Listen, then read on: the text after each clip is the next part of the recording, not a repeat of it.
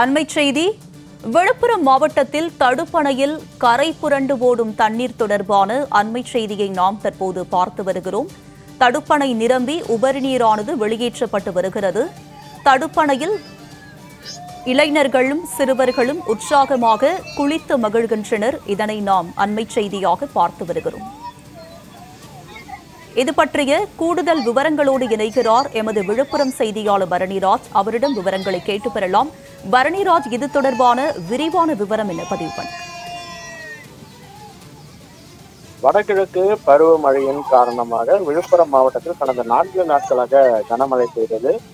விழுப்புரம் சுற்று வட்டார பகுதிகளில், அதாவது விழுப்புரம், செஞ்சி, மயிலம், திண்டிவனம், வானூர், மரக்காணம் உள்ளிட்ட மாவட்டம் முழுவதுமே கனமழை பெய்ததின் காரணமாக மாவட்டத்தில் இருக்கக்கூடிய அணை, ஏரி, குளம் உள்ளிட்ட நீர்நிலைகள் முழுவதுமாக நிரம்பி உபரி நீர் வெளியேற்றப்பட்டு வருகிறது.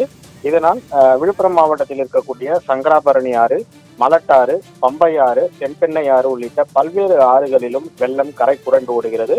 இந்த நிலையில் மயிலம் அருகே உள்ள சங்கராபரணி ஆற்றின் குறுக்கே கட்டப்பட்டுள்ள நெடுமொழியனூர் தடுப்பணை முழுவதுமாக நிரம்பி அதிலிருந்து உபரி நீர் வெளியேற்றப்பட்டு வருகிறது.